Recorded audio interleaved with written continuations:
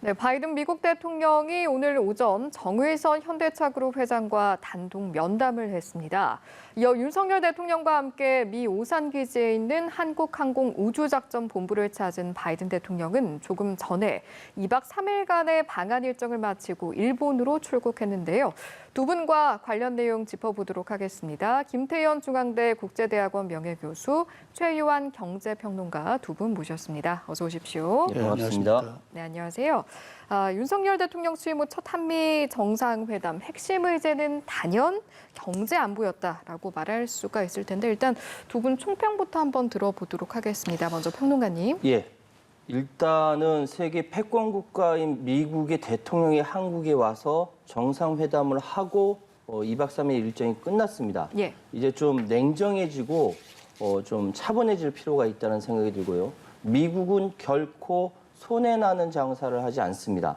이번 한미 정상회담의 전체 총평을 하자면은 지금 우리가 70여 년 동안 분단 국가에서 살아서 그렇지 동맹의 성격이 바뀌어가고 있다.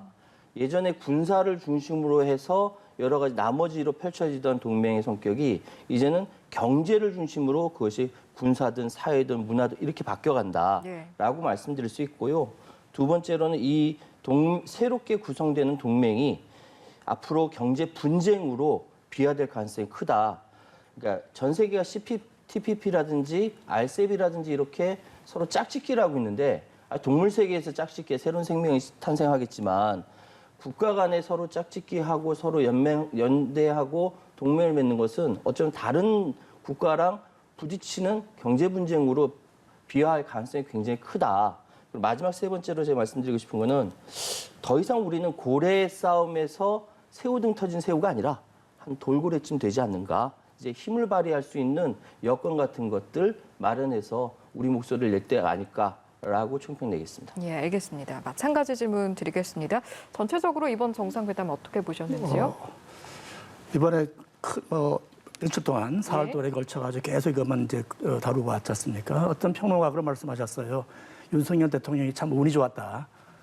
글쎄 운이 좋았다는 건 모르겠습니다만 저는 이번 정상회담이 시기적으로 또 의제면에서 상당히 시의적절했다 이렇게 평가할 수 있을 것 같습니다. 우선 시기적으로는 뭐 이런 취임 불과 10일 만에 이런 식 이야기를 하는데 그거보다는 전 세계적으로 상당히 불안하지 않습니까? 특히 이제 2월 24일 날 러시아가 우크라이나를 침공하고 나서 군사적인 위기 위에 온갖 경제 위기, 기름값이 오르고 있고 식품값이 오르고 있고 그러면 전 세계적으로 그 인플레 공포에 시달리고 있고 그에 따라서 환율도 오르고 또 금리도 오르고 이런 식의 어려움이 있는데 그런 시점에 세계 패권국인 그러면서 동맹국인 미국 대통령이 와서 바로 그 주제 경제 안보 주제를 갖고 이렇게 나눴으니까 시기적으로 의제 적절했다. 또 하나는 제가 이제 취임 11일 만이라 말씀을 드렸는데 윤석열 정부에서는 새로운 외교 정책의 태세를 가지고 있어요. 글로벌 중추국가라는 것. 그게 이제 15년 전 이명박 정부 때랑 좀 닮은 점이 없지 않아 있는데 지금까지는 동북아나 한반도에 국한돼 있던 어떤 외교적 지평을 좀 더 세계적으로 확대하겠다는 거죠. 그것이 이번에 이제 글로벌 포괄적 전략 동맹 뭐 이런 식의 표현으로 쓰면서 그것을 다시 말해 세계적인 패권국인 미국과 재확인하는 그런 기회도 됐다. 그래서 굳이 우리 윤석열 정부에서 외교적인 어떤 방향을 재설정하기 위한 애써 노력을 하지 않더라도 이번 계기로 그런 식을 내외에 천명할 수 있는 그런 계기가 됐다라는 그런 점에서 시의적절했다 이렇게 말씀을 드릴 수 있겠습니다. 알겠습니다. 총평을 들어봤으니까요. 지금부터는 좀 세부적으로 들어가 보겠습니다. 정의선 현대차그룹 회장이 바이든 대통령과 면담 후에 추가 투자 계획도 밝혔는데 지금 투자하겠다고 한 분야가 정확히 어떤 분야인 겁니까? 지금 이 전체적으로 보면요. 어제 밝힌 것까지 다 포함해서 2025년까지 105억 달러, 우리 돈으로 한 13조 원 정도 투자를 한다고 합니다. 특히 정 회장이 밝힌 추가 투자 분야는요. 로보틱스와 도심 항공 모빌리티, 자율주행 소프트웨어, 그리고 인공지능이라고 합니다. 이 이야기는 우리가 굉장히 많이 들어봤는데요. 왜냐하면은 4차 산업혁명을 앞두고 있어서 많은 세계의 유수의 대기업들이 온 힘을 쏟고 있는 그 분야고요. 도심 항공 모빌리티라든지 자율주행 소프트웨어라든지 이런 부분들이 앞으로 부가가치가 엄청난 비교하자면 4차 산업을 앞당길 수 있는 그런 산업이다. 네. 그런데 여기에 정의선 회장이 투자한다라는 것은 어쩌면 뭐 방탄소년단도 신국 내면 미국부터 활동을 하잖아요. 그거 왜냐면 미국의 가전 시장이 크기 때문에 그렇죠. 그런 것처럼 미국에 먼저 투자를 하겠다는 것은 이 산업과 이 산업에 딸려 있는 부가가치들이 어마어마하다라고 한다면 놓칠 수 없는 것이고 예. 서로 윈윈하는 관계로 갈 수 있다. 그 대신 조건은 우리가 장사를 잘해야 되는 것이죠. 예, 윈윈이라고 말씀을 해 주셨으니까 이번 투자로 이제 양측 그러니까 현대차와 그리고 또 미국 각각이 얻어가는 게 있지 않겠습니까? 어떤 것들이 있을까요? 사실은 이제 외국에 이렇게 직접 우리 기업이 투자한다라고 했을 때 예. 나오는 이야기가 뭐 외화가 유출된다라든지 우리나라 내부의 산업 공동화가 된다는 이런 얘기를 하는 사람들도 있었습니다. 그런데 지금 전 세계 글로벌 생산 체계로 바뀌면서 이 자체가 바뀌고 있는 것이죠. 다시 말씀드리면은 현재의 기업의 가치의 그 효율성이 높아진다라는 것은 그것이 어디로 가든지 그 가치는 변하지 않는다. 다시 말씀드리면은 예. 지금 바이든 정부의 경제 정책에 현대차 그룹이 정확하게 부응하는 역할을 하게 되는 것이고요. 이 신산업 분야에 그 바이든 정부가 계속 노력을 하고 있는데 그 분야에 먼저 선점하는 효과가 있는 것이죠. 물론 조지아주에 집중적으로 현대차 그룹의 전기차 공장을 만든다라고 하는데 조지아주야말로 바이든이 출범하게 될 때 결정적으로 도움을 준 주거든요. 그러니까 감사하다는 말 이야기가 나올 수밖에 없는 것이죠. 이런 두루두루 미국의 노동자들과 한국의 노동자들, 기업들까지 서로 상생할 수 있는 부분이 분명히 있습니다. 예. 그런데 여기서 문제는 뭐냐면 이것이 패권으로 작용하게 될 때는 일방적으로 우리가 손해나는 부분도 없지 않아 있다. 그렇기 때문에 제가 아까 말씀드린 대로 한국이 장사를 잘해야 된다. 이 말씀드린 겁니다. 예, 알겠습니다. 이 내용은 여기까지 하고 윤석열 대통령과 바이든 대통령 오늘 이제 방한 마지막 일정으로 항공우주 작전본부를 함께 방문을 했는데 미국 대통령이 이곳을 방문한 건 또 처음이라고 들었습니다. 어떤 의미가 있을까요? 원래 그 주한 미군의 주축은 지상군 아닙니까? 미8군의 지상군이죠. 그리고 6.25 한국 전쟁에서 나타났듯이 한국의 전쟁은 지상전, 육군 전쟁을 상정을 해왔었습니다. 그러다가 최근에는 북한으로부터의 위협이 성격이 좀 바뀌었죠.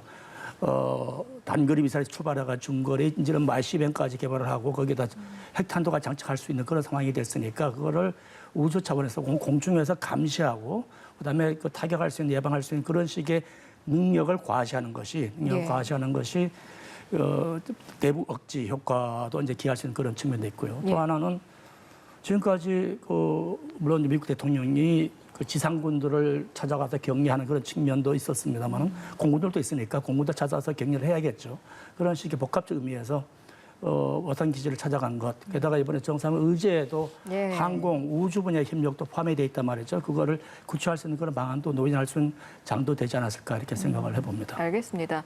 정상회담 이야기 언급을 해주신 김에 이어가 보면 두 정상이 이제 한미동맹을 글로벌 포괄적 전략 동맹으로 발전시켜 나가기로 합의를 했습니다. 이렇게 되면 이전과는 어떤 점이 달라지게 되는 겁니까? 단어가 3개가 추가되지 않습니까? 네. 그러니까 글로벌이 있고 포괄적이 있고 전략이라는 말이 있습니다. 네. 이게 글로벌이라는 것은 지리공간적인 이야기. 그러니까 지금까지는 주로 한반도 나가봤자 동북아 정도를 생각했던 것이 세계적 차원으로 간다. 또 하나 이제 저 포괄적이라는 건 안건이나 의제의 문제인데 동맹이라는 기본적으로 군사 동맹인데 그게 경제 동맹. 이번에는 김태효 안보차장 1차장 같은 경우에는 계속 기술 동맹이라는 말을 쓰더라고요. 그 예. 외에 뭐 보건 문제 이번에 크게 이제 그 팬데믹 때문에 많이 겪었지 않습니까? 보건 문제, 그다음에 공급망의 문제 이런 것들 혹은 기후 변화의 문제 이런 것들의 의제를 높여나간다 하는 거고 전략이라는 의미가 뭘까? 이게 그냥 갖다 듣기적으로 붙인 것만은 아닐 것 같고 뭔가 의미가 있을 것 같아요. 전략은 조금 큰 개념이죠. 전술보다.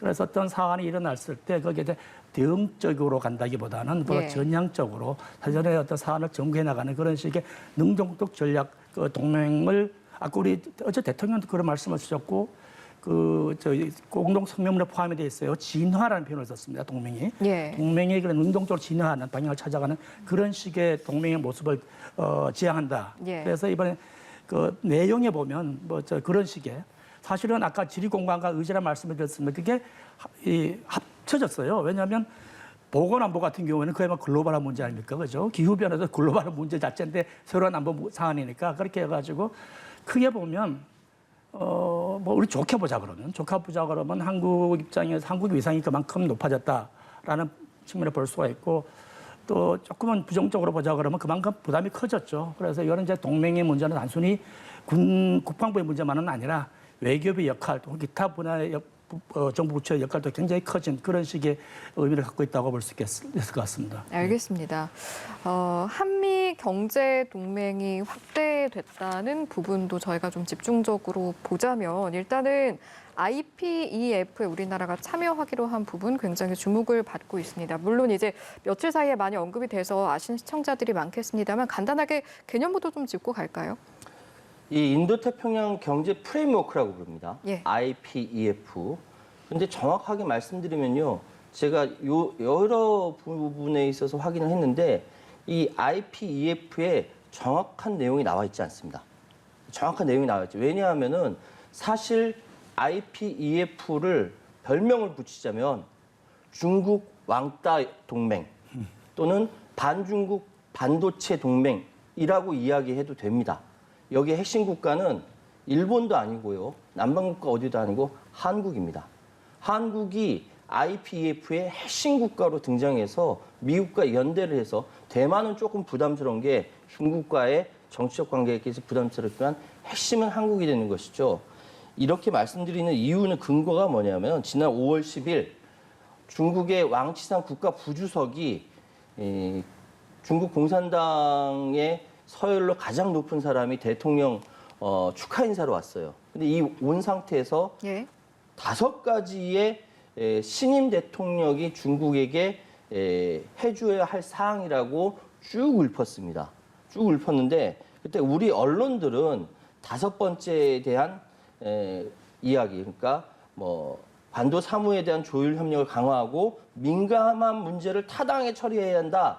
즉 사드 배치, 추가 배치 이 문제에 집중을 했는데 사실은 이 5번째보다 왕치산 국가 주석이 더 먼저 얘기했던 4번째 주제가 국제 및 지역 문제에 대한 소통과 조율을 강화하고 다자주의 및 자유무역 체제를 함께 수호하자라는 것을 더 먼저 얘기했다는 거죠. 예. 이건 다시 말씀드리면 IPEF에 한국이 적극적으로 참여하는 것에 대해서 결코 그냥 좌시하지 않겠다라는 국가 부주석이 와서 축하하러 왔는데 거기서 경고하고 가게 된 거예요. 예. 환구시부가 그 다음날 또 똑같이 이야기하기를 중국과 한국의 경제 이 분야 이 전체 크기가 25%나 되는데 중국을 무시해서 과연 가능하겠느냐라고 사실상 협박을 했습니다. 그렇다고 한다면은 현재 IPEF라는 것이 중국을 중심으로 한 중국 반도체 동맹이라고 하는 성격을 버릴 수가 없다라고 한다면은 중국이 향후에 최대 빠르다고 한다면 6개월, 늦어도 내년 초면은 이에 대한 반작용으로 어떤 액션 취하지 않겠는가라는 생각이 들어요. 지금 CPTPP나 RCEP이나 여러 가지 경제 자유무역지대가 있는데 예. 그거에 버금가는 경제 협의체를 만드는 것이기 때문에 굉장히 중요한 사안이라고 말씀드리겠습니다. 예, 정의에서 나아가서 이제 한중 관계에 대해서 어떤 우려의 목소리까지 함께 담아주신 것 같습니다. 향후 이제 중국과의 관계에 대한 이야기가 조금 언급이 됐으니까 북한과의 관계는 어떻게 될지도 좀 짚어보도록 하겠습니다. 지금 북핵 문제를 짚어보면 두 정상 한반도의 완전한 비핵화라는 목표는 다시 재확인을 했는데 향후 대북 정책은 좀 어떤 방향으로 가게 될까요? 그 전에 아까 덧붙이실 말씀이 있으십니까? 경제 안보에 대해서 제가 예, 예. 조금만 말씀을 드리고 예. 싶죠. 그러면 사실 안보라는 게 뭐냐면 국민의 생명과 재산에 대한 위해를 예방하거나 방지하고 그다음 나아가서 국가의 주권을 지킨다는 것 아니겠습니까? 안보라는 것이. 예. 앞에다가 경제란 말을 붙이면 경제적인 어떤 복지 수준에 대한 위협을 국민 재산을 보호한다. 우리 97년에 IMF 위기처럼 그런 일을 방지하겠다는 측면도 없잖아 있지만 주권의 보호라는 차원이 있어요. 그러니까 사실은 중국에서 소위 한한령, 예. 경제적 상호전을 이용해가지고 우리로 하여금 삼부일 정책을 강요한 적이 있지 않습니까? 예. 그것이 주권에 대한 위협이라는 거죠. 그런 의미에서 중국이 여전히 뭐 히토류라든가 이런 것들을 이용해가지고 그런 식의 그 주권을 제한할 수 있는 여지는 있습니다. 그러면 우리 쪽에서는 중국 히토류에 대항할 만한 정도의 무기가 있다 그러면 반도체가 될 수가 있죠. 그거를 할 수 있는 여지를 열어뒀다. 네. 그래서 그것이 반드시 배타지고 경쟁적 갈 필요는 없고 그렇게 함으로써 뭐 중국인한테 히토류를 통해 가지고 제한하는 그런 것을 예방하는 그런 효과는 있을 수 있겠다라는 말씀을 드리고 싶고요. 네. 북한 문제로 가면. 사실은 연합훈련 규모를 지금까지는 도상을 해왔었는데 그걸 네. 실절한다는 그런 게 있고 그다음에 전략자산 전개를 제어함으로써 확장 억제 효과를 높이겠다는 것도 있었고 그다음에 이제 고위급 확장 억제 협의체도 제공한다 이런 식의 이야기가 있지 않습니까? 예. 그러면서도 동시에 이제 북한에 대해서 무슨 대화의 창을 열어놓는 거는 전혀 바꾸질 않았어요. 그리고 또 굳이 뭐 북한에서 대결적으로 나가려고 그러면 한반도의 완전한 비핵화라는 표현보다는 CVID라는 표현을 쓸 수도 있었는데 그렇게 쓰지는 않았거든요. 그냥 완전한 비핵화라는 이야기를 썼었고 예. 또 하나는 우리 윤석열 대통령이 취임사에도 그런 이야기를 했고 어제도 그런 이야기를 했는데 담대한 제안이라는 표현을 썼어요. 담대한이라는 말은 난 처음 보는 표현인데 대담하다, 담대하다, 뭐 통 크다, 큰 걸 줄 수가 있다, 혹은 위험을 좀 감수하겠다 이런 뜻으로 있는 것 같은데 예. 그런 다만 약간의 예를 들어 지금 유엔 안전보장 이사를 통해 가지고 북한이 도발을 할 경우에 좀 더 이제 압박 강화할 수 있는 여지는 있지만 그게 오히려 이제 북한을 하여금 대화의 장으로 나오지 않을 수 있는 그런 요인도 될 수가 있고 예. 그러니까 북한의 비핵화, 북한의 붕괴는 이런 식의 큰 변화는 없다고 생각하고 여전히 뭐 미국 외신에서는 외교적 개법의 창이 좁아졌다는 표현을 쓰는 것 같은데 저는 전혀 그렇게 보지 않고 여전히 예. 외교적 해결의 장은 열려 있다 이렇게 생각을 하고 있습니다. 알겠습니다. 북한학을 전공했기 때문에 한마디 더 덧붙이겠습니다. 이번 공동성명회에서 가장 큰 특징은 전임 정권에 대한 부채가 없는 두 정권의 발언이라는 것이죠. 다시 말씀드리면 이번 공동성명회는 전임 정권, 그러니까 문재인 정부 그리고 트럼프 정부가 했었던 싱가포르 판문점 선언에 대한 언급이 없어요. 언급 없이 진행했기 때문에 전임 정권으로부터 부채가 없는 두 정권이 처음부터 새로 출발하는 것이다. 그런 성격을 가지고 있다고 말씀드리겠습니다. 알겠습니다. 이건 좀 어떻게 보세요? 사실 바이든 대통령 방한 기간 북한의 도발 가능성도 제기가 됐었는데 현재까지는 별다른 동향이 없고 또 이제 일본에서 미일 정상회담도 있으니 그때까지 지켜본 뒤에 움직이지 않겠는가 이런 전망도 있습니다. 그때 김태호 차장은 예. 벙커로까지 가서 대응하겠다는 이야기도 하고 그랬었는데 왜냐하면 북한이 미사일을 발사를 준비하고 있던 조짐들이 있었거든요. 정보 자산에서. 그런 사실을 보면 상당히 위험한 이야기입니다. 그러니까 이제 미국 대통령이 일본이나 한국에 와 있는데 ICBM을 아마 고각으로 쏴가지고 일본 근해에 떨어지게 할 거랍니다. 괜히 그거는 마치 좀 더 저각으로 쏴가지고 괌 쪽으로 쏘는 거랑 마찬가지의 그런 도발적인 그런 도전적이 있기 때문에 상당히 북한으로서도 물론 그것이 뭐 치겠다는 뜻은 아니겠고 예. 협상의 판을 키우겠다. 빨리 협상을 크게 하고 큰 걸 달라 이런 식의 시그널링을 볼 수는 있지만 그러나 상당히 도발적이기 때문에 조금은 조심하지 않을까라는 생각을 하고요. 예. 그래도 알 수는 없습니다. 또 일부 군사 전문가들은 북한의 ICBM은 액체 연료를 사용하고 있는데 일단 주입을 하게 되면 이게 뭐 조만간 발사를 하지 않으면 부식이 생기고 뭐 이런 식 위험성이 있어서 발사를 할 거다는 이야기도 하고 있어서 아까 말씀하신 대로 예. 일본에 가 있으니까 앞으로 한 4월 정도 좀 더 지켜봐야 될 것 같습니다. 알겠습니다. 마지막 질문이 이제 될 것 같은데 어제 환영만찬 이야기를 한번 해볼까요? 10대 그룹 총수가 총출동했는데 네. 이런 모습은 향후 좀 어떻게 작용할 거라고 보시는지요? 저는 이번 그 정상회담 전체 분위기라는 걸 보면서 앞으로의 윤석열 정부의 5년 동안의 통치 철학이 그대로 드러나 있다. 예전에는 미국에 대해서는 안보, 경제에 대해서는 중국 이렇게 줄타기를 해왔는데 이번에 명확하게 패권국으로서 미국을 인정하고 미국에 대해서 기대하는 것을 온전히 다 쏟아부었다. 그렇다고 한다면은 기업들은 오히려 국가보다 훨씬 더 예민한 상황이죠. 그러니까 기업들이 기민하게 현재 상황에 대해서 윤석열 정권과 그 바이든 정부 이 사이 여기에서 확실하게 자기 줄을 서기를 한 것이고 예. 이 기업들은 미중 패권 싸움에서 미국의 승리를 기대하는 것이죠. 그런데 과연 그렇게 될 것인지는 잘 모르겠고요. 지금 미국과 중국의 패권 싸움은 서로 죽이겠다는 것이 아니라 떨어질래 떨어질 수 없는 상황에서 서로 안고 등을 핥히는 관계다라고 설명하는 경우도 많거든요. 그렇기 때문에 이 부분에 대해서 기업들의 모습은 현재까지는 이렇다. 근데 예. 앞으로는 어떻게 될런지는 좀 더 두고 봐야 된다라고 말씀드리겠습니다. 알겠습니다. 여기까지 듣고 마무리하도록 하겠습니다. 지금까지 김태현 중앙대 국제대학원 명예교수 그리고 최유한 경제평론가 두 분과 함께했습니다. 고맙습니다. 네, 감사합니다.